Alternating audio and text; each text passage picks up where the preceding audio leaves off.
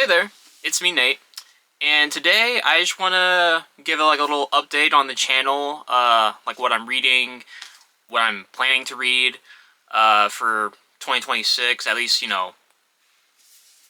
my lofty immediate goals.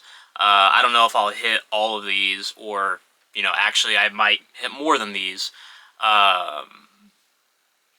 Especially since some of these I may end up DNFing. Because I'm super picky when it comes to the things I enjoy, whether it's games, movies, shows, books. I'm highly picky, and I hate it a bit. I wish I could be less picky, but it is what it is. So let's just get on with it. I think I counted it. I think I had 50 books here as my goals to read for 2026 for the year. So let's just start it off. So right now, I am reading Moonstorm by Yoon-Ha Lee. And so far I think I'm really early in. I've only been able to read a little bit, like, while I was at work, on my breaks. So I'm not super far in at all. But I just find it to be okay. It is pretty interesting, though. It is, like, YA-ish space opera with like mechs, so that's pretty cool. That was what got me interested in reading it. But so far the characters are a bit whatever. They're a bit meh. The main character hasn't really grabbed me. I'll say this. People might find me insensitive for saying this, but it is what it is.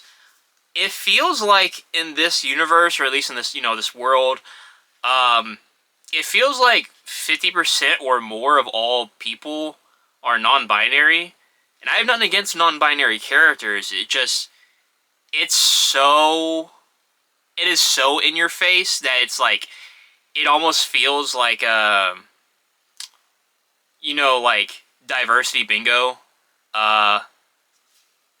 And I hate to say that, but that's just how I feel when I'm reading it. Like, so many. I think there's probably like 3 or 4 instances of Zir or Z on every page. Which, if you don't know, ZIR is like her, his, and Z is like he, she. So yeah, there's a lot of that, and like I said, I have nothing wrong with that. It's just it's so in your face. But like the actual like world, like the cosmic empire, this like Korean cosmic empire is like pretty interesting. It's pretty cool. So next book, Song of Achilles by Madeline Miller, and this is, if you couldn't tell, this is a retelling of Achilles. I'm not even gonna try.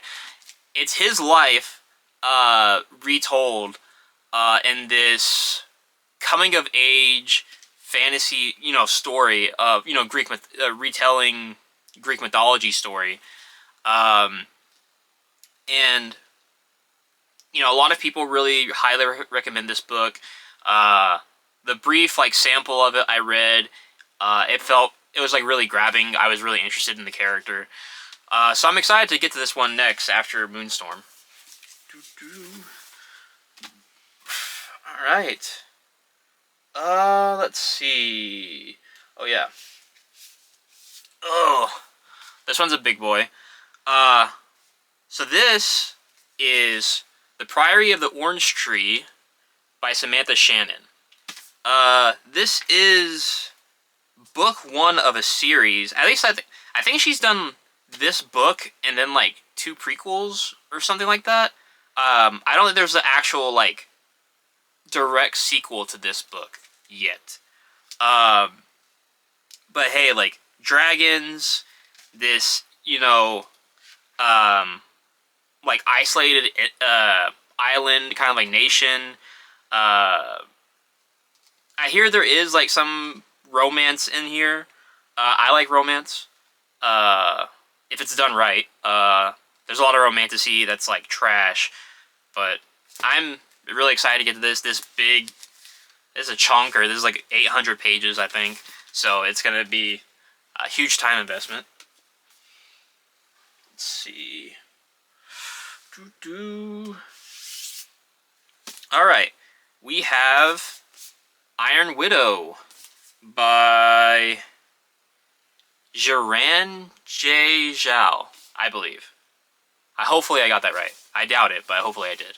So this is basically if you take Gundams or, mechs and then mix it together with a retelling of the, like, sci-fi retelling of the life of China's first empress, from my understanding. Because, like, for a lot of these, how I pick books is that I'll just go on Amazon and, like, I'll read, when I'm buying stuff, I'll read, like, the free sample, which usually lets you read, like, the first, like, chapter or two, and I usually read that. That's how I end up deciding whether or not I'm going to go ahead and buy a book or not. And this was, like, really interesting, and these, what really sold me, even before I read the first word. Oh, did they not have it in this edition? Hold on. Okay. Maybe it's only on the Kindle edition. But, they had, like, these pictures, these diagrams of, like, the different mechs and, like, the different forms. And I'm a big anime fan. I really like Gundam. Well, some of the series, not all of it. But, and mechs are just really cool, so seeing that was, like, it's like my nerd trigger. It just really worked for me, and it really grabbed my attention, because the idea of mechs in novel form I had never read before, so that really grabbed me. Same thing how it was with Moonstorm. Let's see. All right, so next up we have The Inheritance Games by Jennifer Lynn Barnes. So this is kind of like a mystery adventure, because, let's see, what's the character's name? Our main character, she's this, it's very intelligent young high schooler, and she's just trying to get through life, and then one day, she is informed that this super rich guy has just passed away, and he's, like, left basically everything to her. Let's see. Yes, yeah, he leaves her basically everything. In order to receive it, she has to... What is it? Let's see. Yeah, she has to move into his mansion, and, like... And along, with her moving in the mansion, she also has to deal with his, the billionaire's family. And there's all these mysteries and puzzles and riddles and secret rooms in this hidden mansion. If you play video games, imagine it's like Blueprints, but in book form. If you don't play video games, then yeah, basically, billionaire dies, leaves this seemingly random girl his entire fortune and mansion, and she has to deal with this secret mansion and his quirky family. Let's see. Next, we have The Raven Scholar by Antonia Hodgson. So this is from my understanding, a fantasy... Yeah, fantasy, like, kind of like murder mystery, because the king, I think, has died, or is, like, standing down, and out of the candidates for being the successor, the new king, one of them is murdered, so our main character has to investigate the murder, and, has a stake in who will become the next king, the next ruler. of this kingdom, and fantasy, a murder mystery. That's compelling to me. And let's see. Yeah, I think it's the first book of a trilogy, the Eternal Path trilogy. I'll try to name the series if I remember to. A lot of these series I'm not going to remember the names of. So this one I'm really excited to read. The snippet of it I've read has me really grabbed me. Is a very old school style, and that is Hyperion by Dan Simmons. This is book one of the Hyperion Cantos, and I first got put onto this by the Tudor Ramble podcast because Richard, Hyperion is like one of his favorite books of all time, and the way he talked about it really intrigued me. So I looked it up, and I was like, read some of it. Basically the premise is that this I can't remember what it's called, the empire, the oligarchy. Anyway, the government basically needs to go to Hyperion, and that's what it's called, the hegemony. They need to perform this ritual on this planet named Hyperion before this creature, and so for this pilgrimage, they choose, I think it's seven different people. And so the story is basically like we start off with the consul. He's one of the 7 pilgrims, and he then meets up with all the other chosen members, and they decide to retell basically the story of their lives to each other to try to figure out why they were chosen and what's going on in this scenario on this pilgrimage. And this pilgrimage that they're going on, the point of it is to reach this creature called the Shrike, which is this kind of like legendary, mystical seeming creature that is also deadly and might kill them, but has the potential to grant them a wish. So I don't know if you can see it on here, but yeah, this right here, this is the Shrike. When I was first looking into the book, I thought that was just like some dude in space armor. But yeah, that is the mystical creature they call the Shrike, and that's that is the objective for their journey that they're going on to find the Shrike. Let's see.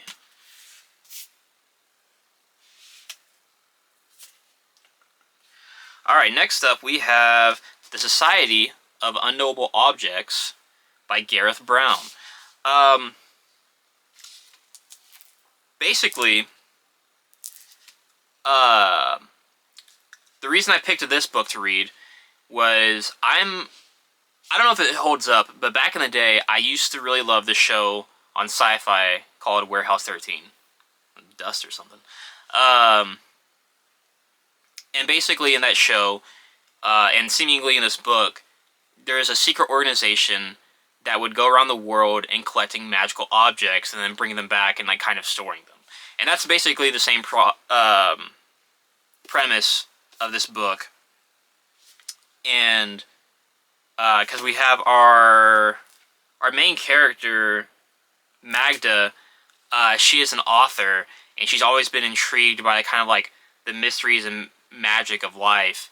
And so one of the members of the Society of Unknowable Objects was this bookstore owner that she had known growing up her whole life. And as she became an adult, he invited her in. And so, this takes place, some years after she had joined, and they get a report about an object, and she's like sent to go find it, and it leads into this whole adventure, this whole story of like what's going on and more about the society and what these magical objects really mean. So yeah, super interesting. Can't wait to get to that. Let's see. So next is The Tainted Cup by Robert Jackson Bennett. And I think this is called, the series, I think it's called like The Shadow of the Leviathan. The Shadow of the Leviathan. I've heard also people call it the Anna and Den book series, you know, based on the two main characters. And so this is basically a Sherlock Holmes and Watson type story, but fantasy. Because the opening case is this man inside this mansion has been killed by having a tree like erupt out of him. And so like when they, you know, when what's this? Yeah, when Den, who's the Watson of the story, he gets there to the mansion. It's his first murder case, and there's this huge tree growing up through the mansion, and then the room where the man was in, that this tree came out of, his assorted body parts and all of that is all over the room, and that's just like kind of like the opening tone of like this whole world, and what's, you know, going on, like, you know, what caused this this murder, and what's going on, because the world, from what I understand, is steampunky, Victorian-ish. Yeah, let's see. Yeah, so that's, you know, from my understanding of what's going on, and sorry, starting to get mouth is starting to get a little bit dry. But yeah, that's basically what it is. It's a Holmes and Watson story. So I've only I didn't want to read, you know, too much early on until I, you know, really sat down and cranked out the whole thing. But yeah, so Den is our Watson equivalent. Anna is our Holmes, you know, equivalent. And I'm really excited to get to that because I really like Sherlock Holmes mystery type stories.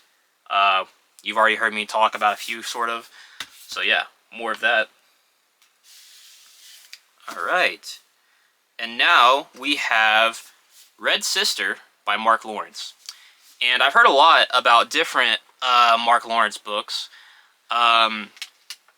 Whether it be, what is it, The Prince of Thorns, and I know he has a new one either about to come out, or a sequel coming out real soon.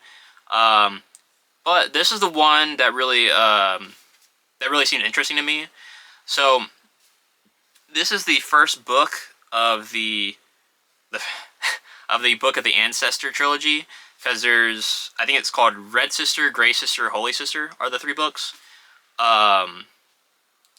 And this is like very grimdark.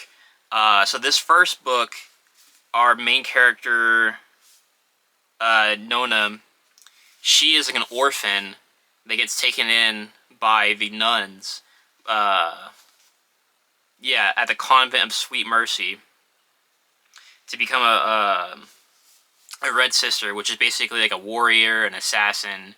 And so from my understanding, this first book, even though it is grimdark, is kind of like academia, coming of age. I think there's supposed to be a little bit of romance, like LGBT romance. And it seems like a little bit of a hard read. It's not, you know, it's not the most complex thing, but, you know, very much like you need to really slow down and take your time to really absorb it. At least at the first chapter, like, I'm like, you know, because the world in this, it's, I think it's a scenario where their world is like freezing because like the sunlight or the sun is like dying, but they've created like magic so that way certain parts of the world can still stay warm. So that's a really cool premise for a world, and like a warrior nun, you know, like church setting. That seems really fun. So I'm excited to get to that.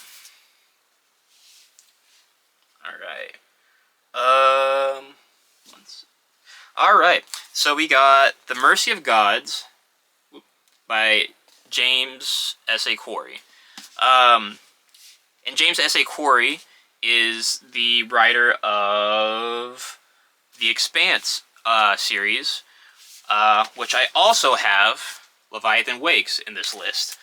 But The Mercy of Gods is book one it's their new series, which I can't remember the name of it. So for my so the premise of this one is that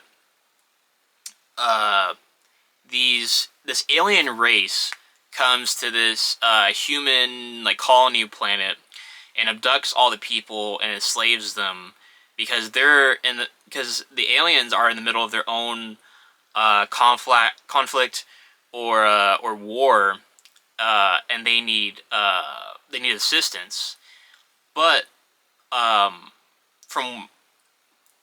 abducting these humans, and specifically our main character, it ends up becoming their own undoing and something that they grow to regret over time.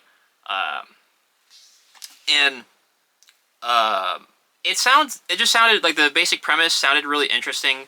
I don't even think I read the sample of this or anything. I just was really sold on the idea. I think being captured by an alien race, and then being forced to work, but then kind of using subterfuge to take this alien empire down from the inside. I think it's a really cool premise. I really like it. So I really wanted to get to that. And now James S.A. Corey's other book, the Expanse series. So this is book one, Leviathan Wakes. So earlier this year, I actually tried Leviathan Wakes, and I wasn't really into it.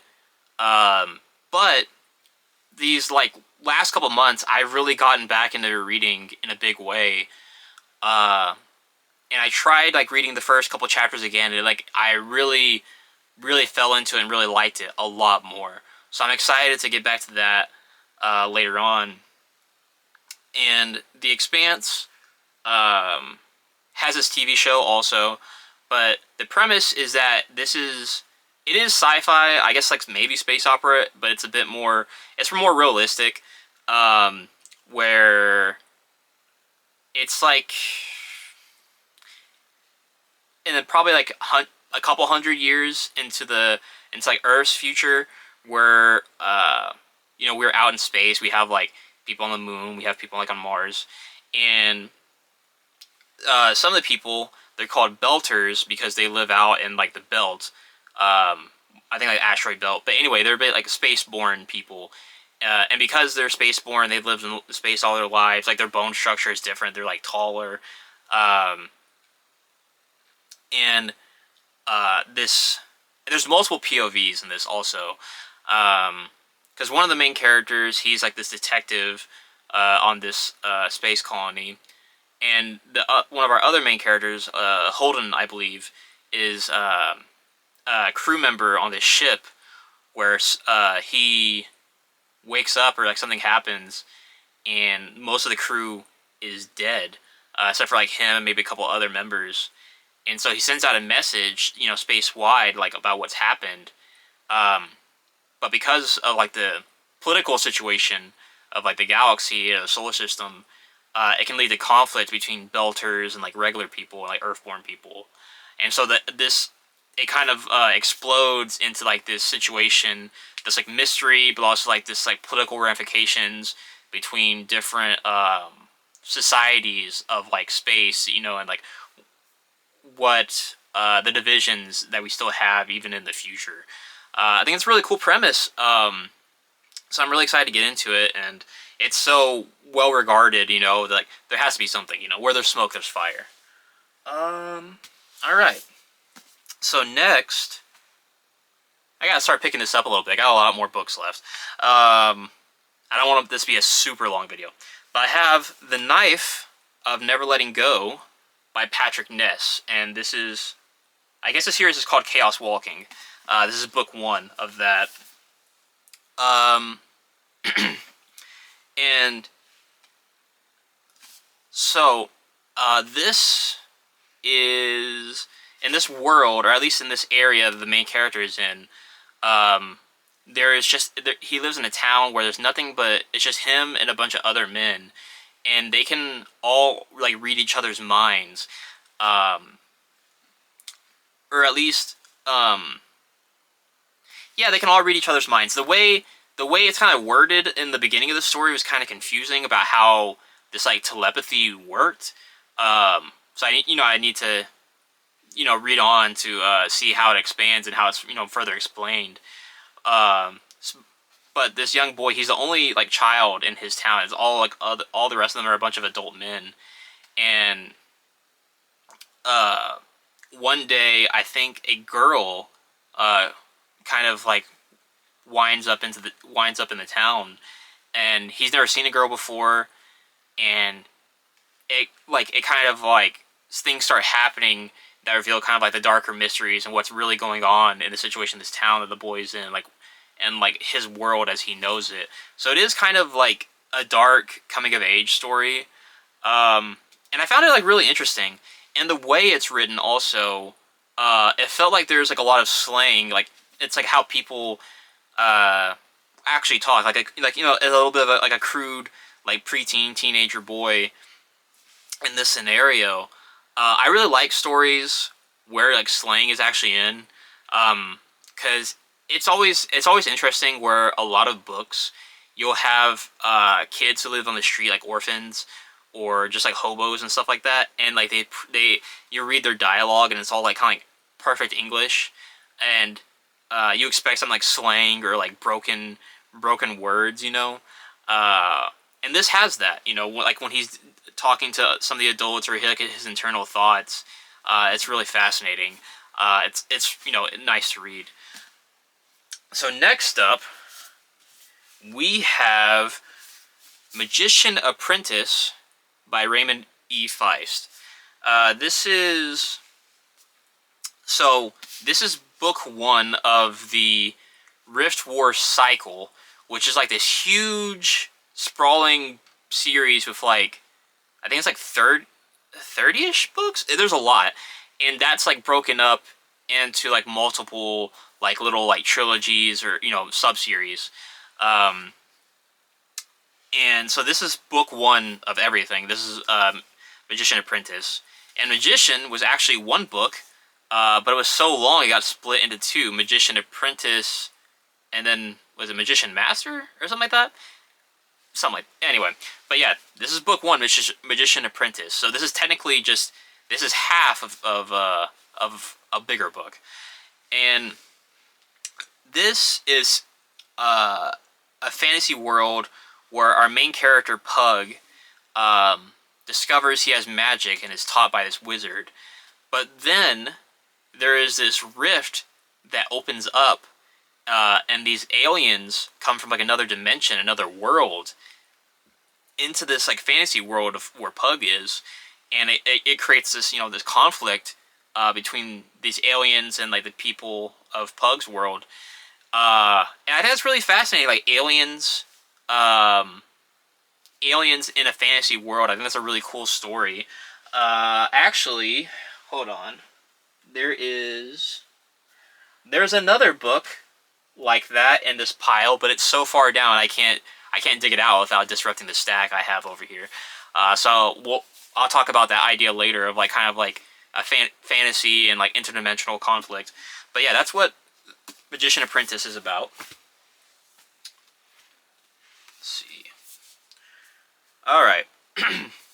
So next I have Red Dragon by Thomas Harris, and you may not recognize the name Red Dragon, but I think most people have heard of The Silence of the Lambs and Hannibal Lecter, and this is the first book in like the series that introduced that character. So basically, this is a crime novel series that deals with like serial killers and like really gets into their psyche, into their heads of like why they do the things they do, and like tracking them down.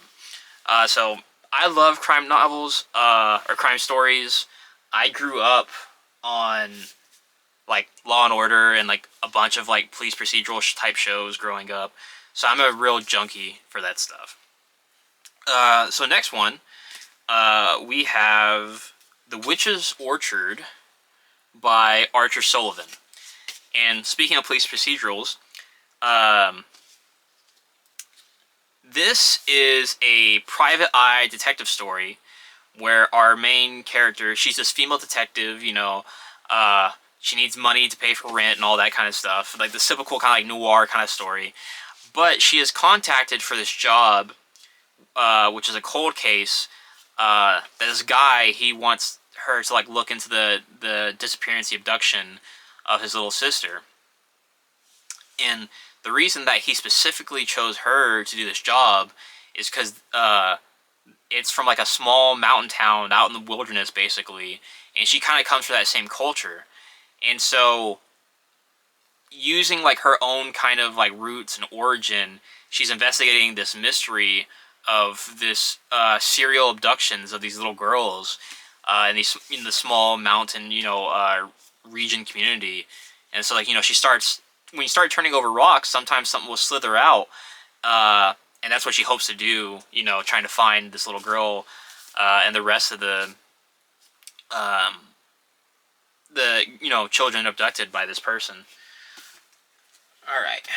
So next up, we have Parable of the Sower by Octavia Butler. So this is a really fascinating story because it's near future Earth, not like fully like apocalyptic, like weather apocalypse, but seemingly like Earth has, I think whether it's from climate or political or whatever, society is kind of like broken down. Civilization is a bit broken down a bit, and so there's like these like kind of like walled off gated communities and like these ghettos, and this is kind of a coming of age story. And our main character, she is has this disease basically, where she has hyper empathy. So if she's like going down the street and she sees somebody that's has a cut on her arm, she feels like the phantom pain of it on her own arm. And so it's a story about, I think it's a story about like the themes of being closed off from each other, about connection, in this like this near sci-fi speculative fiction world, where people are isolated from each other and they're trying to do whatever to survive. All right. Next up, another crime novel. This is The Black Echo by Michael Connolly. This is book one of the Harry Bosch series. And I haven't watched the TV show, but my dad is a huge fan of the Bosch books. And from what little I've seen of it, I'll come into the room when he's watching the show, and it's like I'll stay in there for a few minutes, like, oh, that was pretty good. And so I decided to pick up the first book of the series. I've been trying to do this thing where if there's like a show or a movie that comes out and it's based on a book series, I try to nowadays go to the source material. So instead of watching the movie, I'll just go read the book. Because oftentimes, you see this especially in things like manga or light novels, in the transition, the adaptation from the source material to anime or movie, they cut a lot of content out. And I'd rather just have the full story, the full experience that the author, the creator of the franchise really, originally intended. Because, even as much as I love something like the Harry Potter movies, the books are without a doubt superior because the world is so much more fleshed out, the characters are so much richer because they have the length of time to do so. So, decided to read the book. Let's see. So we have Heartless Hunter by Kristen Cicerelli. I think this is a duology. And I think the second book is already out, or it might be about to come out this year, here in 2026. Um, but in this, it's a little bit of romantasy, I think.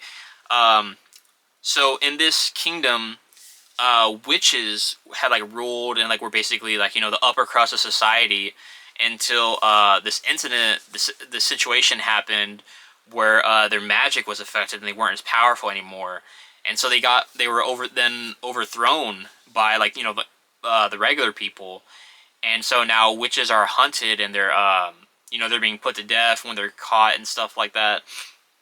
And so our main character, she was like, I think she was like the princess or yeah, or something like that. Anyway, she was an important person in this witch society. She secretly while hiding herself is trying to help out witches and help them escape or get away from being captured and being put to death. Um, and so as she does that, she comes across this witch hunter, and the typical like romantasy type story thing where they start catching feelings for each other without him really knowing that she is a witch. So that's what that's about. I'm excited to read it. Hopefully, this is the good type of like romantasy type stuff where it is like actually good romance. Because I feel like a lot of modern romantasy is like really sketchy. Where you just have like the male lead will be like this abusive asshole who just like has a lot of like sex appeal for the female character, and is like controlling and like it's like I don't know, I kind of like it when like you read like a romantasy and like the person's not like a POS, you know what I mean? So hopefully this is on the good end. All right. Let's see. We have The Will of the Many by James Islington. Now, this is the first book of his new trilogy, the Hierarchy trilogy. And this is like a fantasy world, but it's like Roman inspired. And it's like academia type setting, so like Harry Potter or you know fantasy school life, where our main character, he is the prince. Like he's living incognito. He's the prince of the previous ruling regime that has been overthrown and taken over by this new government. And so, but he just wants to like live his life. He's not really out for revenge. He's just trying to like pass on by. But some things happen, and he gets pulled into the situation where he has to go into this school setting where he has to deal with people who could potentially find out who he really is, and he has to try to deal with that situation. As for the rest of the worlds and the setting of it, I don't know a whole lot about what's all of that. I don't even know if there's like magic. So I'm not exactly sure how fantasy it is. I try to avoid the details. And as for James Islington, the author, I know he also wrote the Lycanius trilogy, and I have the first book of that, but I haven't read that either. A lot of people say that The Will of the Many and the sequel, The Strength of the Few, are a lot better than the Lycanius trilogy. So it is going to be kind of going in reverse for me, where I'm reading supposedly his better book and then going back and reading his worst trilogy. But that's how it went. Let's see. Next up, there we go, is Black Sun by Rebecca Roanhorse. And this, let's see, how do they describe it? Yeah, so that's right.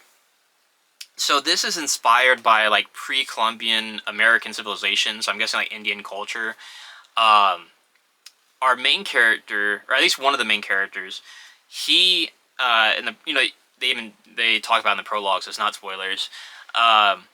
He is apparently like chosen in this like prophecy or whatever. So his mother, at least from her culture, she does like this ritual where she like blinds him and marks him for this journey that he must go on. And so then it fast forwards to like years later, and he's traveling on ship, uh, where he meets the other POV character, and uh, and they, once they meet each other, the situation starts to like escalate, where she kind of gets dragged into like this this dark adventure that he's going on.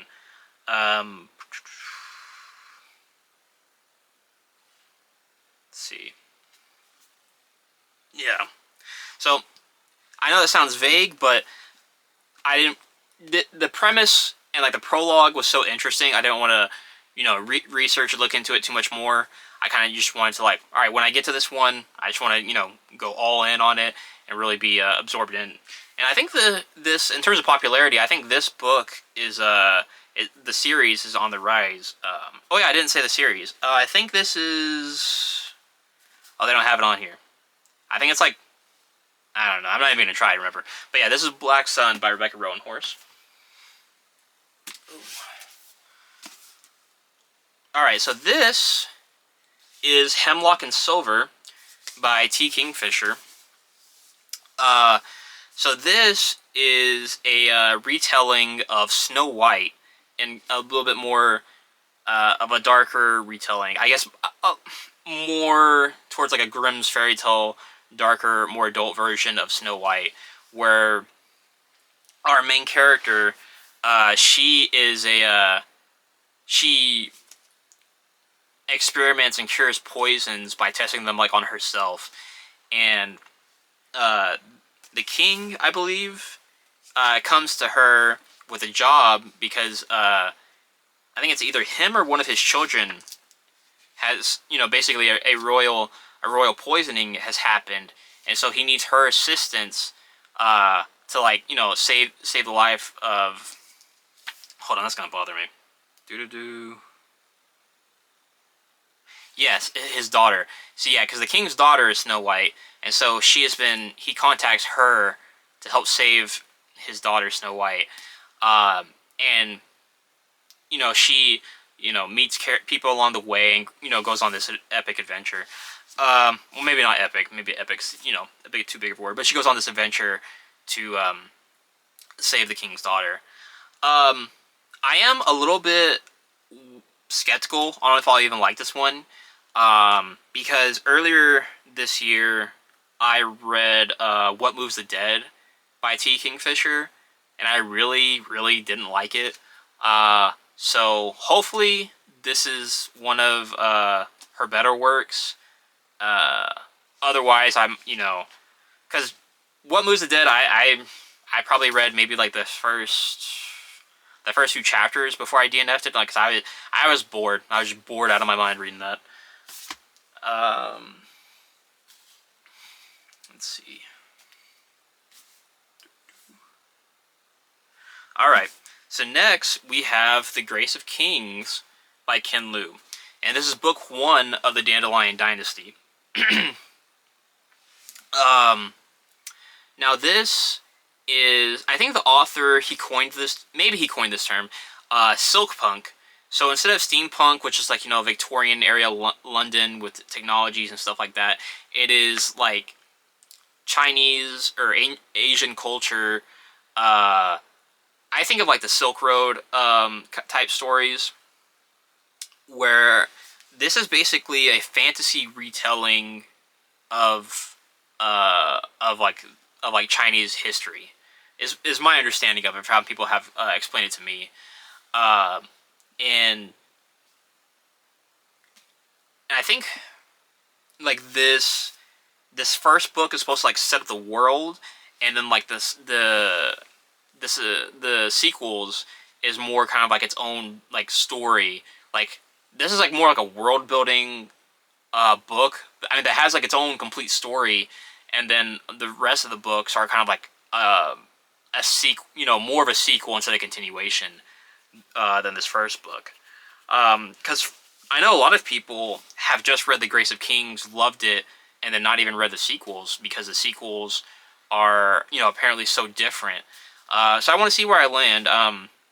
Usually, if I get into a series, like if I read the first book, I'm gonna read all of it. So if I do read The Grace of Kings, you know, to completion, if I don't DNF it or something like that, I do plan to read all the books at some point. All right. Let's see.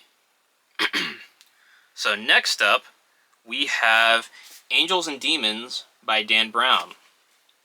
So, if you've watched the Da Vinci Code movie with like Tom Hanks, this is that series where it's like stuff with like the Illuminati and the Freemasons and a bunch of like,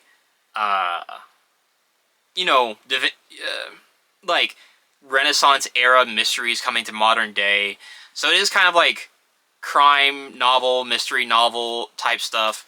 I'm gonna try to speed up the rest of these because I don't want this to be super long, like I said earlier. But yeah, that's what that's about. Let's see. Next up, we have. Let me fix the cover there a little bit. We have Empire of the Vampire by Jay Kristoff. This is book 1 of the. I don't remember what the series is called.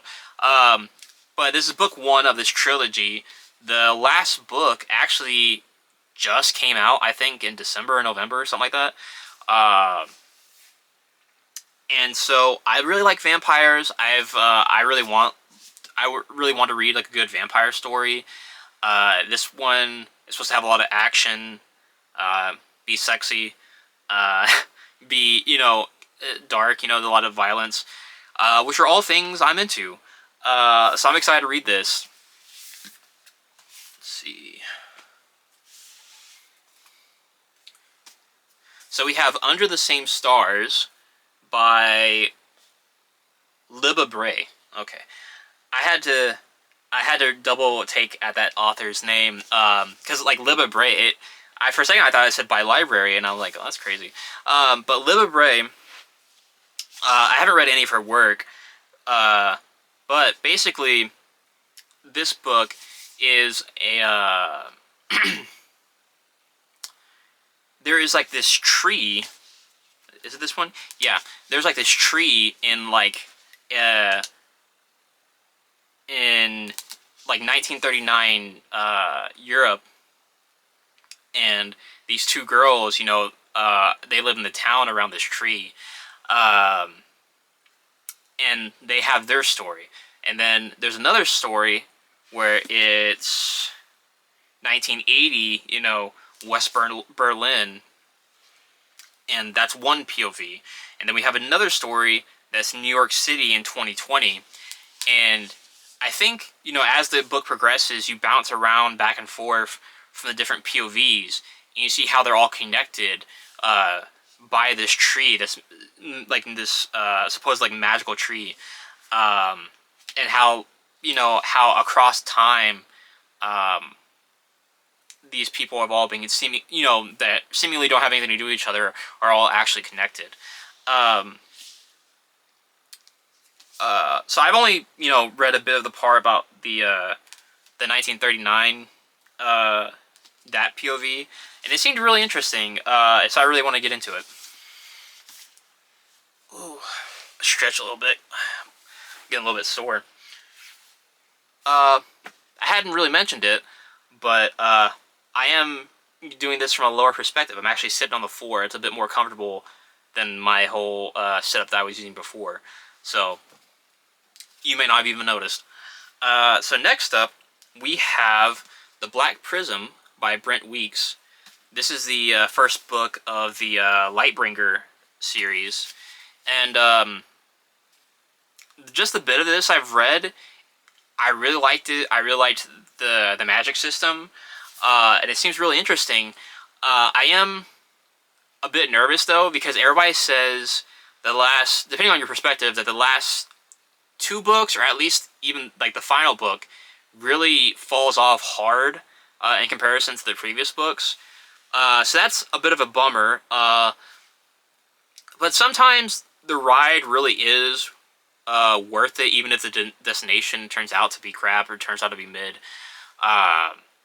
So even if like the final books are mediocre, if like the journey up to that point is great, I think I'm down for the ride. I really I'm curious to see how it goes. And they have like this cool color based magic system where oh, sorry, I bumped the camera. Uh, where like based on like the color of their eyes, they have different types of magic. Um, and like if they use their magic too much, like color in their eyes will crack and they'll like go crazy. So it all seemed really interesting. And the main character, he is like not your typical main character. He is overweight. He's like really unsure of himself. And he doesn't have any confidence in like what he's doing. All right. Let's see. I think the battery is starting to get low. I like this camera, but that's the one bad thing about it, how quickly the battery goes. Alright.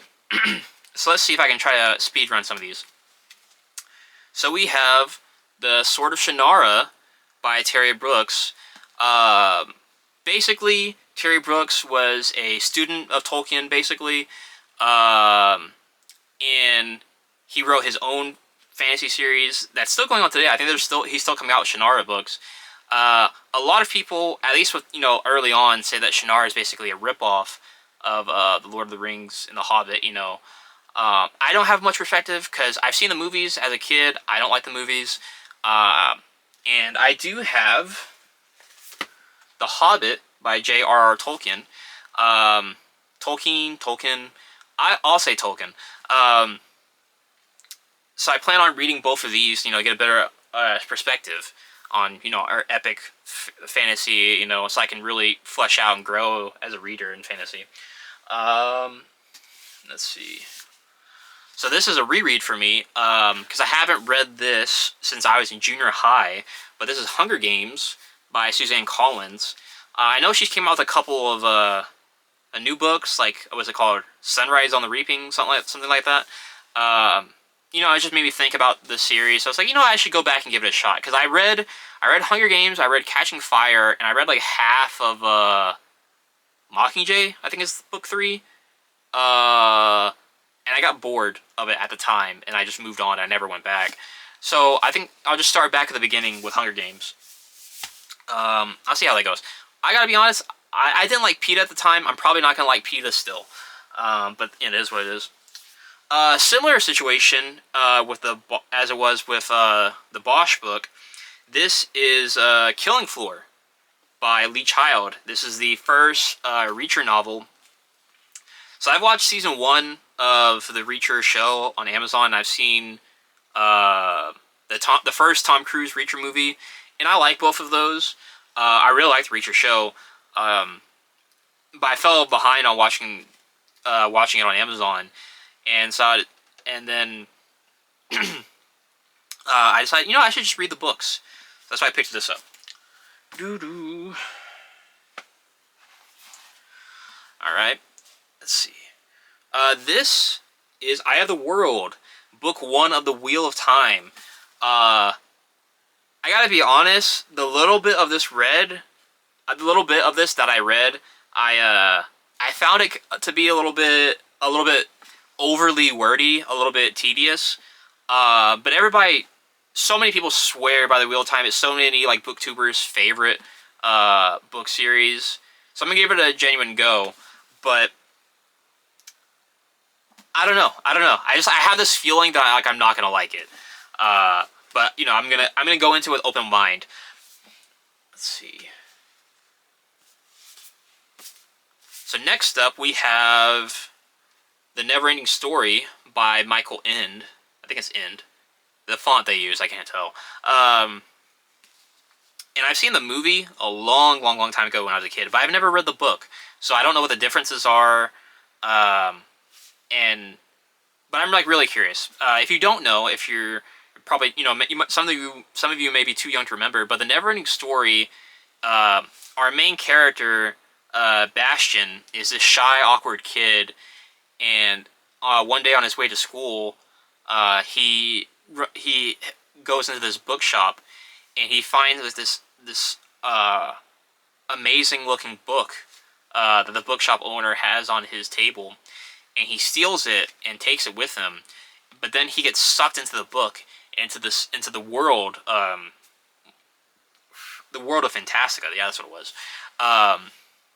And he has this whole adventure, and it's like kind of like a coming of age, like finding himself as a person story. Let's see. All right. Next up, we have Sabriel by Garth Nix. I'm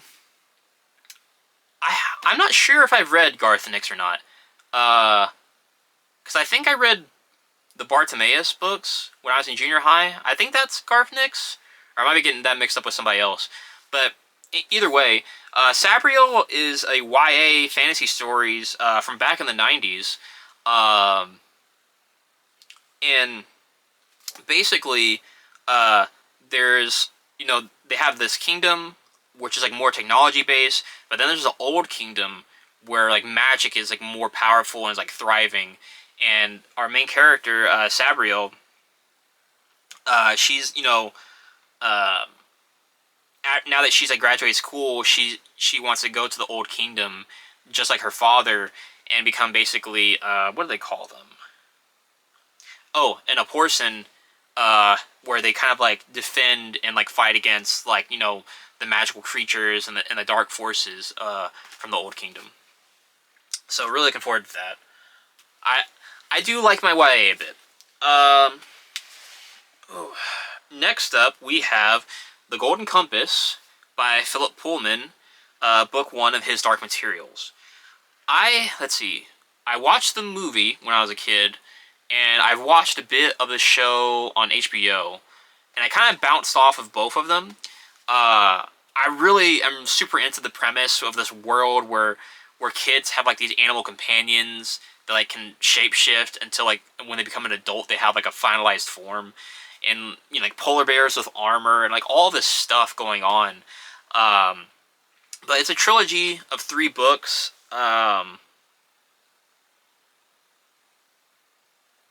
Oh, I guess there's more than 3 books. Oh, according to the back of this book. I did not know that. I thought there was only 3. That's interesting. But, it's like this coming-of-age story for our main character, Lyra, as she goes on this adventure, with her companion, her daemon, or what they're called, the daemons for the animal companions, because she's searching for her missing friend, Roger, because like there's this group called the Gobblers that snatch up children. So she, starts off this adventure searching for her best friend, and it evolves into something more and more sprawling. All right. Let's see. So, I mentioned this briefly in my Faded book review, the book 1 of Alex Verus, that I had not read the Dresden Files, and I wanted to get to it. And so this is Stormfront by Jim Butcher. This is book 1 of the Dresden Files, which inspired, Alex Verus. Just a little bit of this I've read. It seems way more interesting. Dresden seems like a way more interesting character than Alex. But we'll have to see. I grew up on like Buffy and Angel, and shows like that. So I'm so down for this. I'm such a sucker for this type of story. I'm really looking forward to that. So next up, we have The Ninth House by Lee Bardugo. And I'm skeptical on whether or not I'm going to like this, because, was it Ash and Bone, the Grishaverse, her other stuff? I really hated that. Let's see. I'm going to have to cut this off now, because the camera's about to die. Alright, yeah. Hey there. Alright, we're back. Yeah, so the battery did die, so I had to go charge it, and I was doing some other stuff. And now we're back, same day, just continuing from where we left off. So, let's see. Alright, this is next. So next, I have A Wizard of Earthsea by Ursula K. Le Guin. I've never read any of her books before. This is the first book of the Earthsea cycle, and basically, Ged is a he. At the beginning they talk about him being the greatest sorcerer in all of Earthsea, the world in this story, and so from my understanding, Earthsea, the series, is kind of like the story of his life from when he's a child, first learning magic from his aunt, all the way into his adulthood and his elder years. And so his aunt, who's like kind of like a witch or like not really, maybe like a Wiccan, she uses like small spells to help herself out in the town and the village. And one day, raiders come and are tearing through the land, and their village is going to be attacked. And Ged is able to use this powerful magic, and noticing this, a wizard comes and takes Ged to like the school for magic. So it is kind of like an academia type story, as far as I know. And this is I think this is back in the 80s, so this is, far before something like Harry Potter. But I really like academia stories. I think it's a really good way of, like, grounding the world and fleshing out characters in their youth. I think it's really fun. So I'm really looking forward to reading this.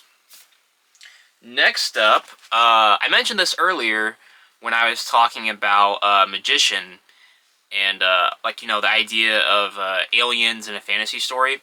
So this is Hell's Gate by David Weber and Linda Evans. So basically, there are these two, multi-dimensional empires. And basically, one is from, their origin is, from, a fantasy world, and the other one is from, a sci-fi world. And they go through these rifts in space to other worlds, and then conquer those worlds, and then progress. And now in this book, these two empires have come together, and it initiates this huge conflict between these two empires for control, basically.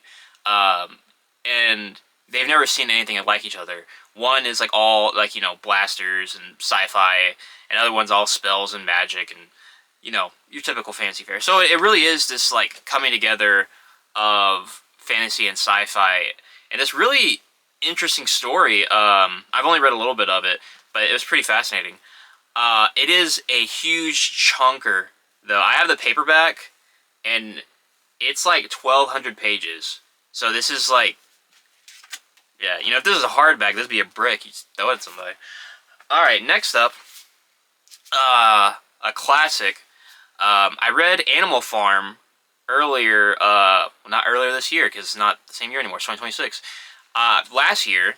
So now I'm reading 1984 by George Orwell. And I've always wanted to read this, I just never got around to it, but I'm going to do it this year. And it's the classic. I mean, the phrase, Orwellian, the phrase comes from this book, Big Brother. It is, the quintessential story of, this dystopian future where information is controlled, you have no privacy, and, the government is always watching you and everything is censored. So it's just, I really like that type of story. And this is one of those, I have the 75th anniversary edition, and it just goes to show you that no matter how much time passes, that this story is so ever present in the headspace of people, and I don't, it'll never. It's a story that it's an all-time classic, and it's never going to go away. And I definitely want to read it. I've always wanted to read this, so I'm glad to finally get around to that this year. Next up is Gardens of the Moon by Stephen Erickson. This is book 1 of Malazan, Book of the Fallen. Everybody always says how difficult and hard to get through Malazan is, especially this first book.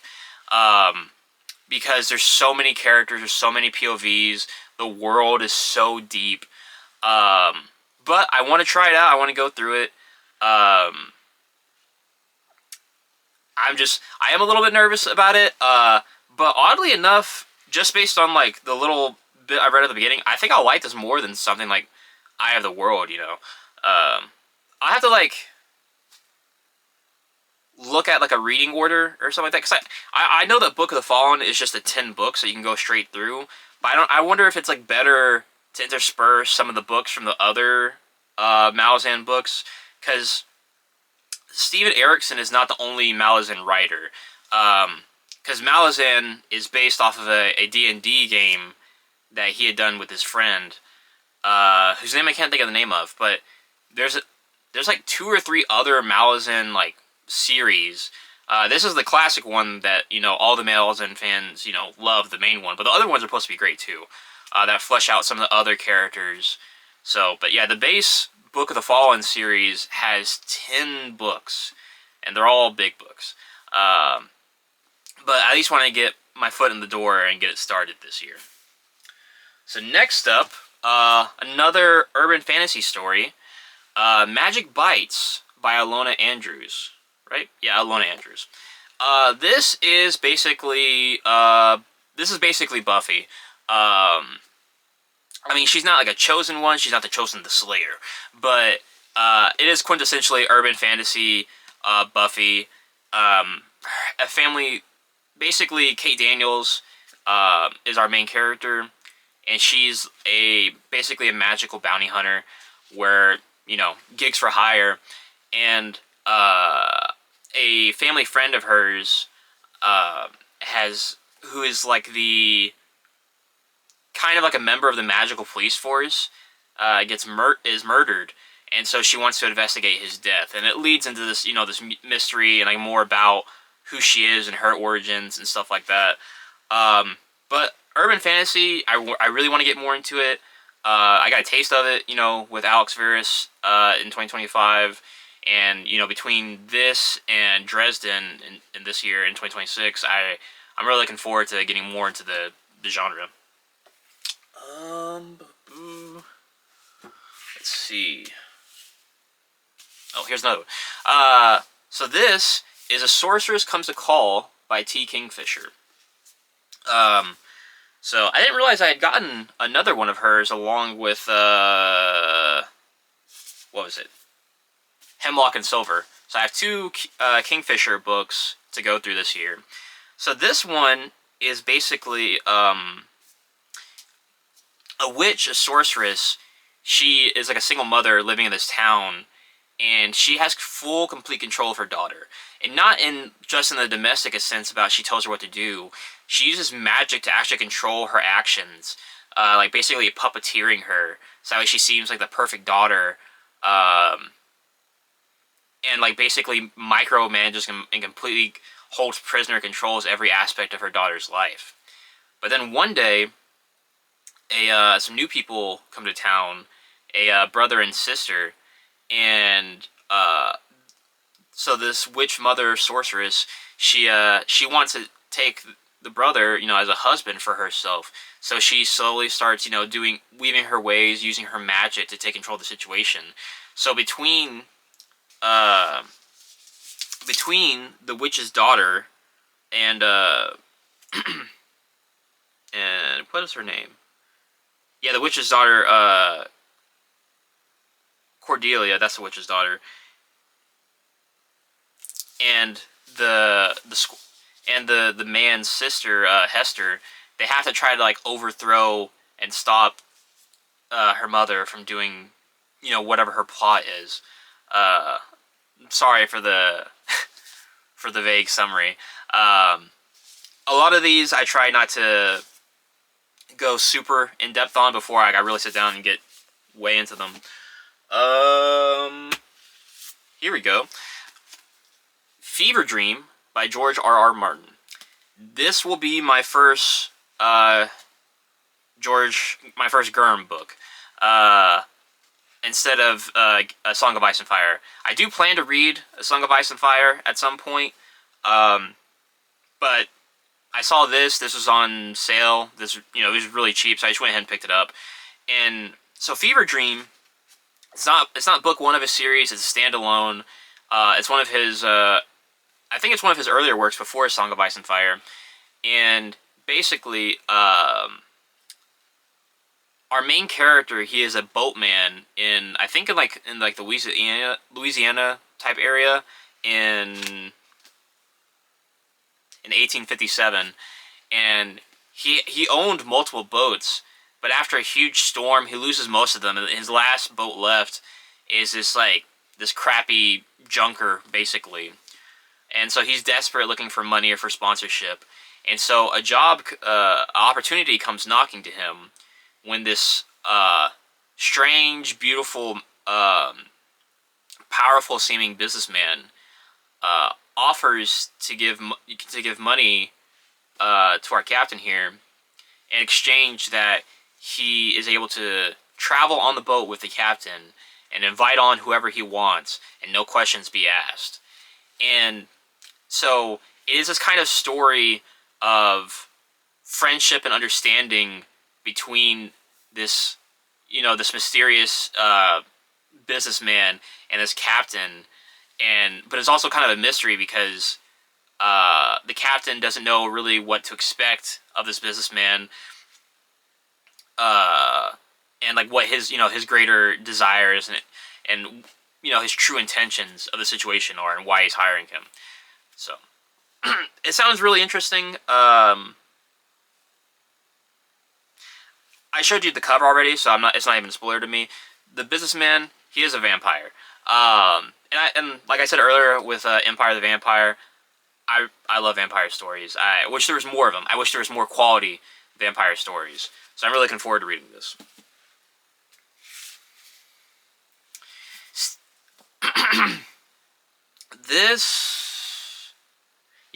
So this will be my first Stephen King novel. This is Fairy Tale. Now this, let's see how to describe it. Basically, our main character, Charlie, he is just like a normal high school kid. And one day, years after his mother has passed, he helps and befriends this old man. And they're friends for some years until this elderly man passes away, and he leaves Charlie basically everything. And inside this shed that was on this old man's land, he finds a portal that leads him to this other world. And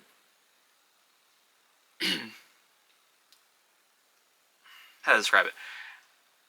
Where the main character, has to make choices about good and evil, and there's, and all of these high stakes, and it's a Stephen King fantasy coming of age story.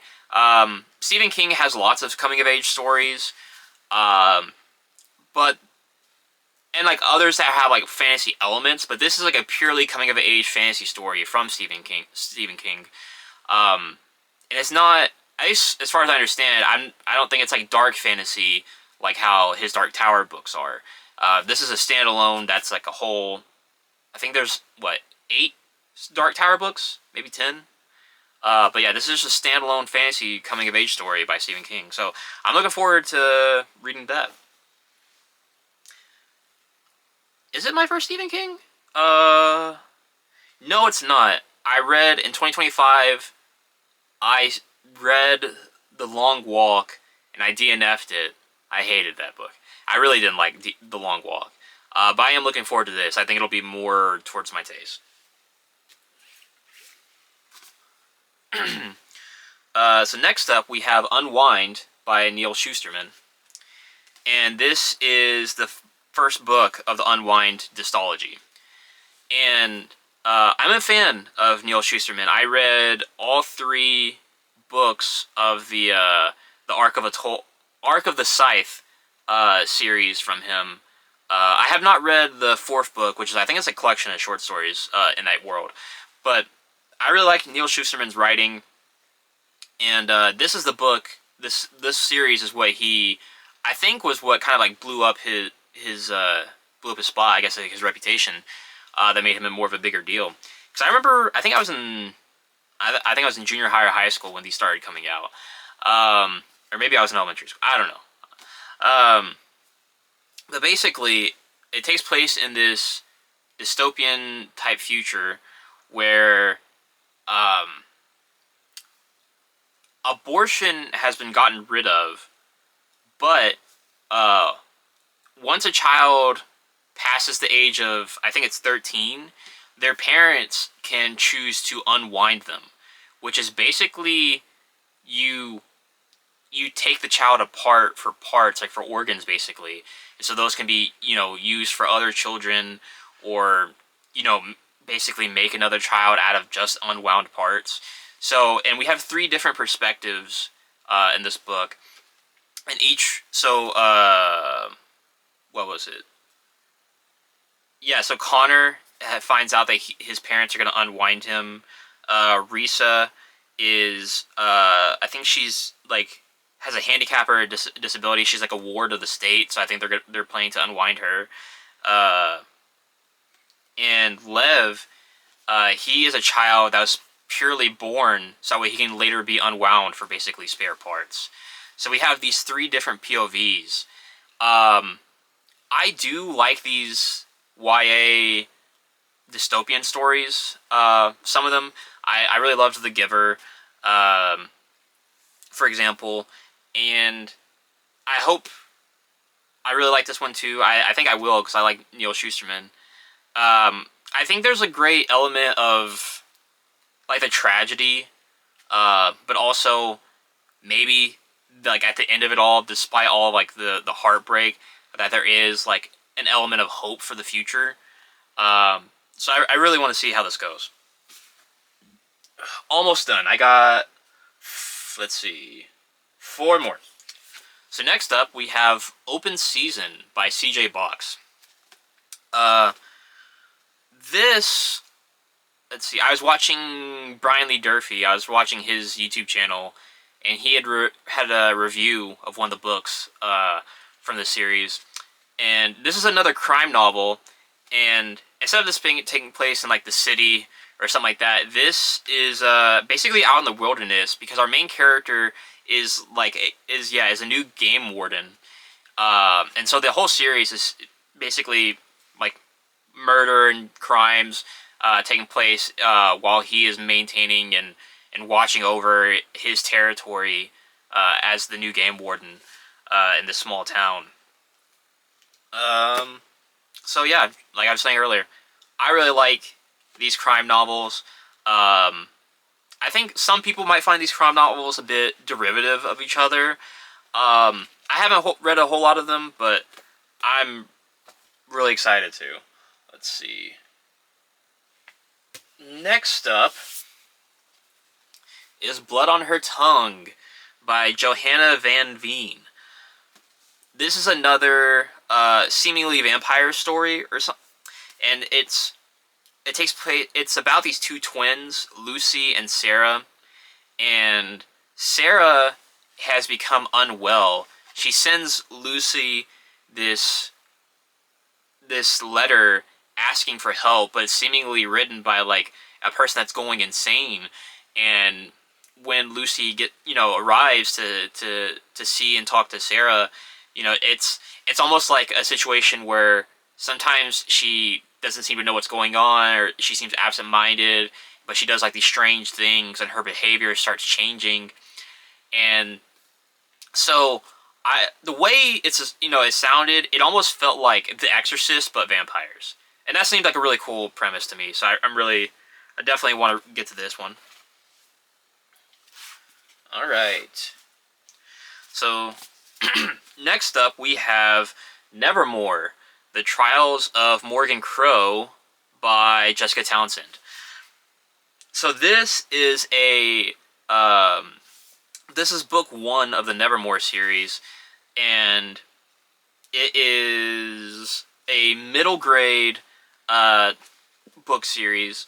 So think something like, I guess, like a series of unfortunate events, or the early Harry Potter books. I mean, maybe they age and get darker as they go. I'm not sure, but along those veins, because our main character Morgan, she is a cursed child, and basically she calls unluckiness to the people and the things around her. and because of her curse, at the age of, let's see, yeah, on midnight, on her 11th birthday, she's gonna pass away. But before that happens, a man named Jupiter North appears and takes her to this hidden city called Nevermore, where she's able to pass these trials and like basically earn her citizenship in Nevermore. She can stay there and survive. Like the curse won't affect her. So that's what it's kind of about. It's basically, though it is middle grade, it deals with stuff like, parental neglect and being like a social outcast, and she's trying to fight to survive basically, and try to find her own happiness after a life of unhappiness, because of people's perceived notions of who she is and what she is because of her curse. And then this is the last one. Let's see. Yeah. So this is An Ember in the Ashes by Saba Tahir. This is book one of a series, and so this is another kind of like dark academia story, and our main character Leia, or is it Leia? I don't know. Leia or Leia, one of those. She has to. She lives in this country that has been taken over by this martial empire, who have this special technique for making steel weapons, and they have these powerful soldiers, and so they're able to come through and just like take over her kingdom, and basically they rule it under an iron foot. And so, eventually, years later, her brother is arrested for treason, and so, in order to kind of prevent that or free her brother, she has to go undercover inside the school where like the elite soldier spies called the Mask are trained for the sake of the Empire. And while there, it has a bit of romantasy. So I think what is it? She meets the other main character, Elias, and he is like one of the super elites of the school, and how they their interactions will affect one another, and how they can possibly escape from the school or escape their own circumstances. I really like the academia setting. I think it's fun, like I said earlier. So yeah, I think that was a lot. But yeah, at the moment these are all the books I plan to read for 2026. I think some of them will inevitably get DNF'd, because I'm super picky, and this is me eating my vegetables, because I'll pretty much all of these I bought in 2025 when I was starting to get back into reading, between just like finding some good deals, like some cheap deals, but then Black Friday shopping also. I bought all of these. And now it's like, alright, like I've made my bed and I gotta lie in it, I have to read all of these. So I plan to read all of these by the end of 2026. If you see me looking over, it's because I have all of these books stacked over here. And every time I look at this stack, I feel embarrassed. But yeah, that's what I plan on doing next. So, as I said at the beginning of this, I am reading Moonstorm right now, so once I get that finished, or whatever the next book I finish, I'll have reviews of that out, and I'm gonna try doing like weekly update type videos here on the channel, just to keep you guys like abreast of what I'm doing, what I'm reading, or that way you guys can have questions in the comments. But yeah, until next time, thanks for watching.